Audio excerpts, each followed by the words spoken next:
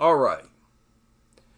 So, a historic fight, a fight of historic proportions. The fight of this era, just ended. I have my prediction on this channel.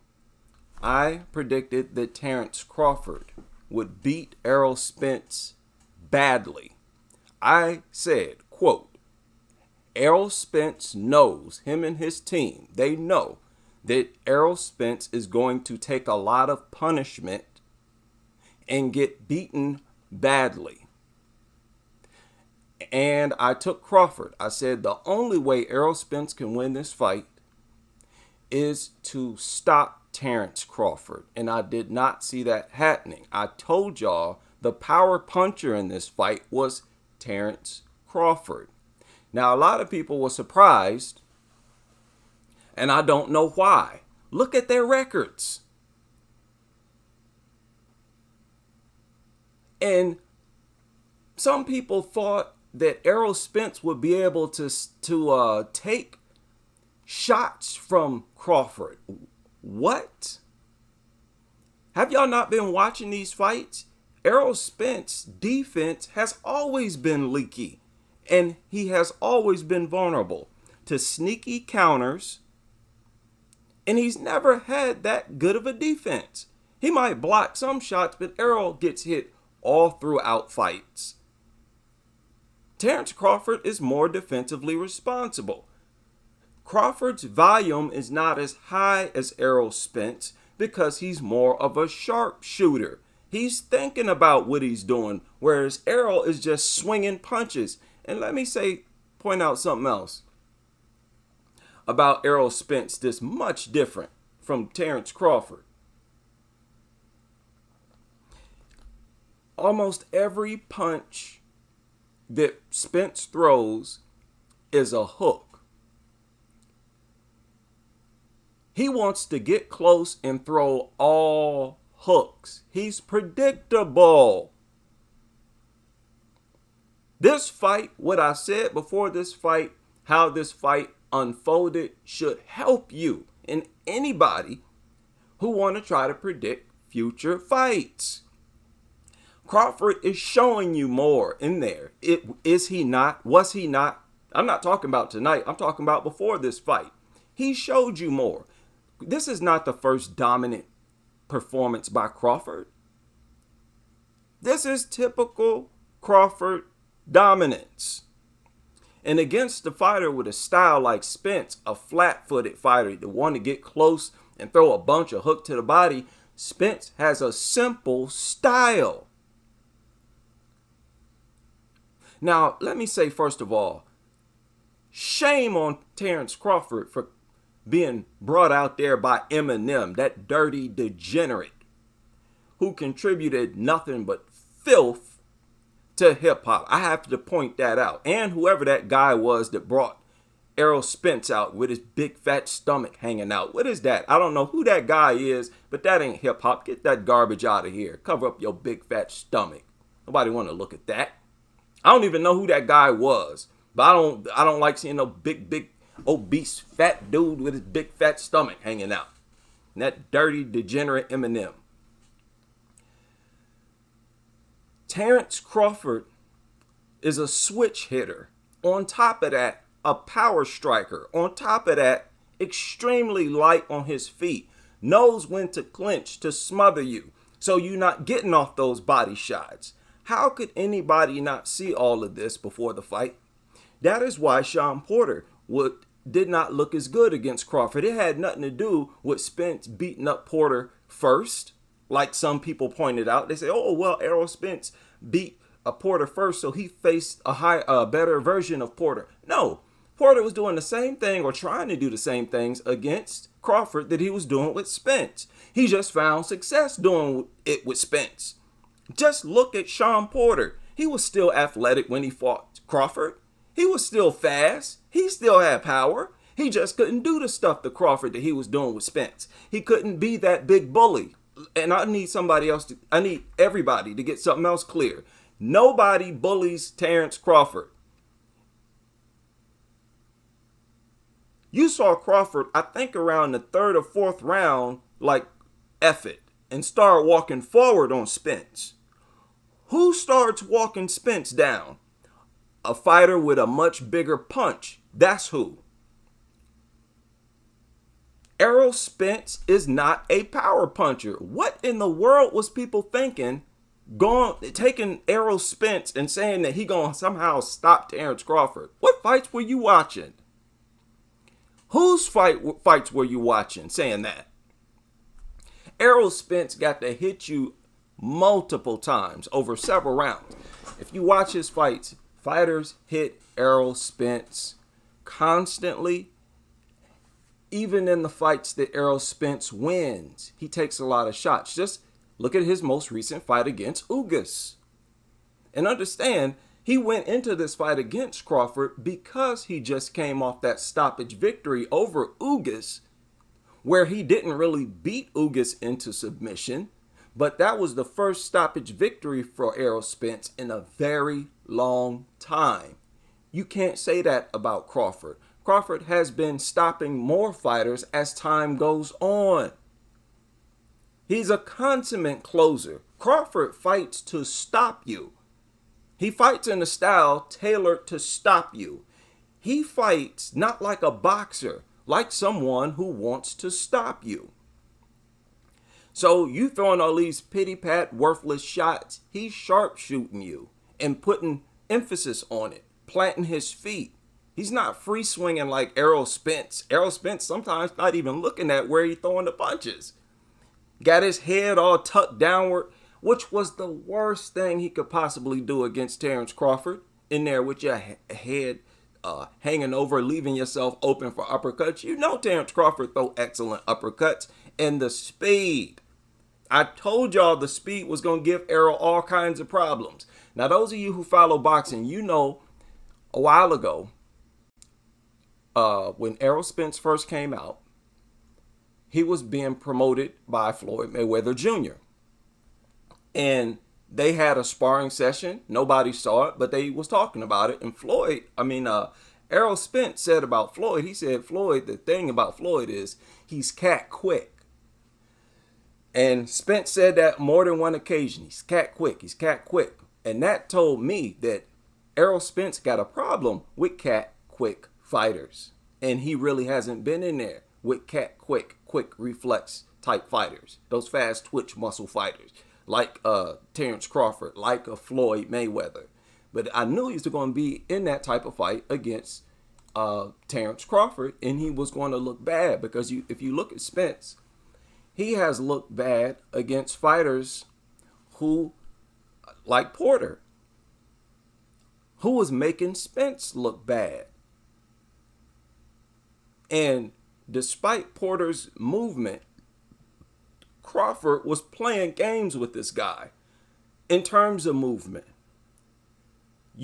cutting angles. It's like Crawford got a style. He has no style. I've talked about this before with WMMA fights.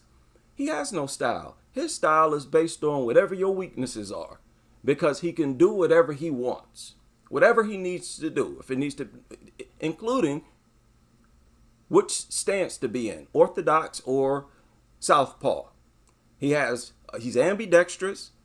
He can throw quick uppercuts. He got speed. He got durability. Did it look like any of Spence's punches hurt Crawford? Spence landed a clean shot early in that fight. Crawford didn't even blink. He ate that shot and kept walking forward. I told y'all before the fight, Spence don't have one punch knockout power like that.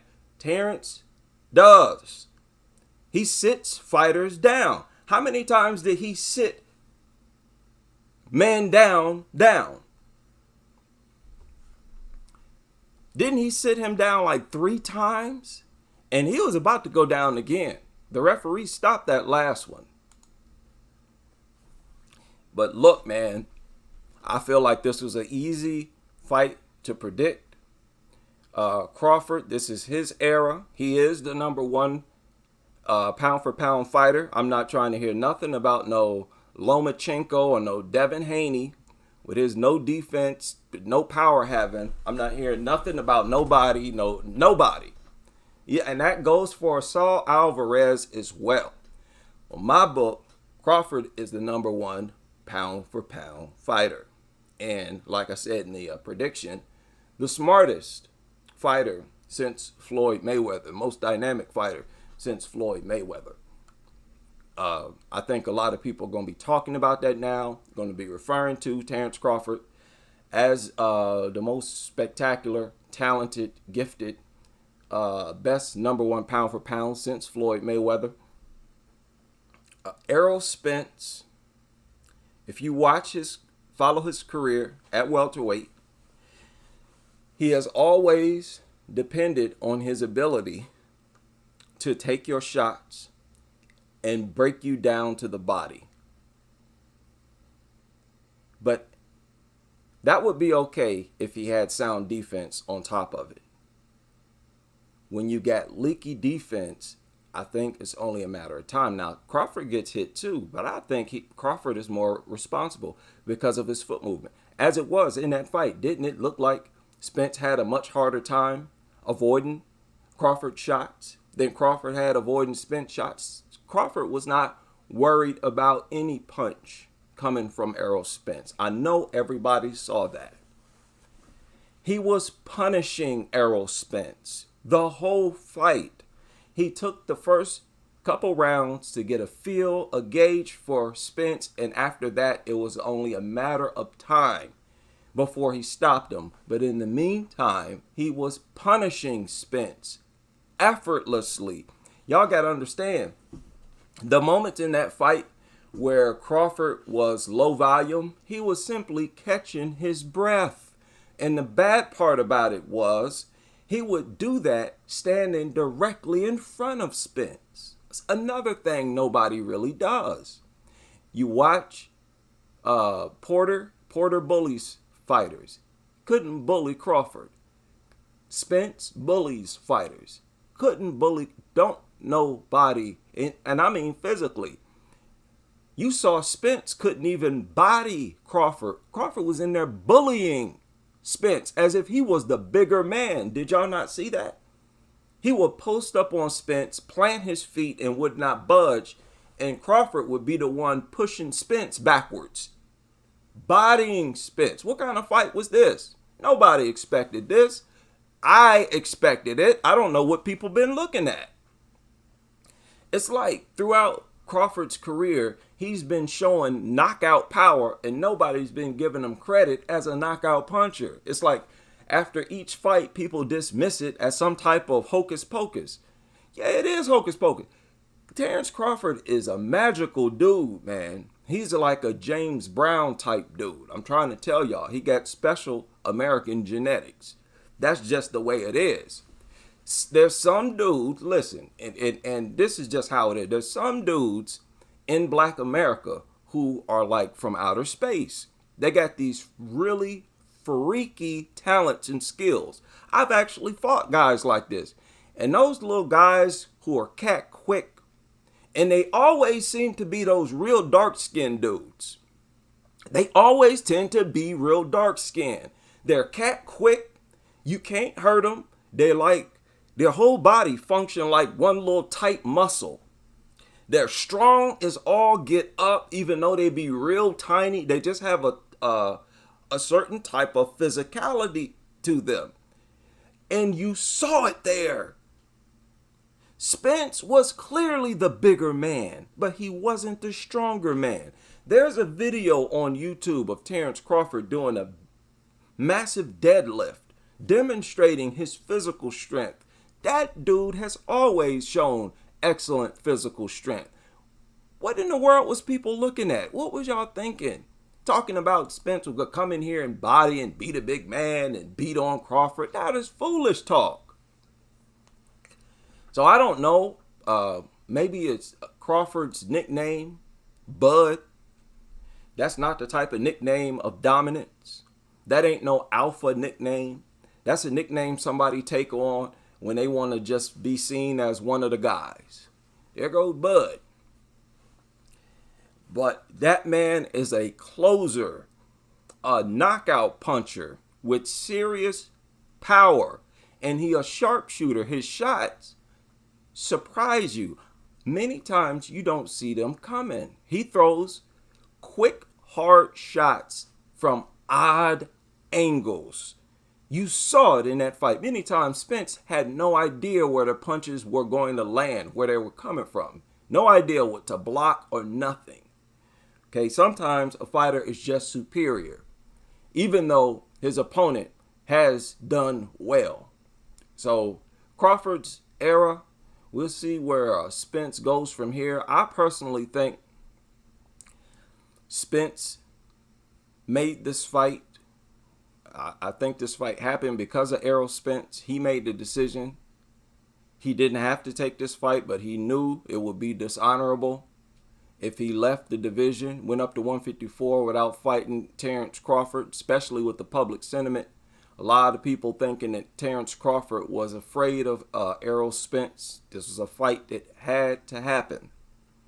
So hats off to Errol Spence. I like I said, personally, the energy he gave off before the fight gave me the feeling that he knew that Crawford was the superior fighter, but he fully planned on going out there and trying his best. And I feel like Errol Spence did. It wasn't like he folded. He kept trying, but he was just outgunned, like heavily outgunned. And I suspect Spence might be close to retirement. I know he was talking about moving up to 151. I don't know about that, man. I don't know about that idea. And, you know, this loss might be the one to spark or start a losing streak for Errol Spence. Okay? And, you know, I don't want to see that. He's made enough money. He's had that retinal detached surgery. That's a serious injury, serious thing you want to deal with in fights. And, you know, he's now been sort of exposed. And now you can sort of gauge what types of fighters are going to give him problems in the future.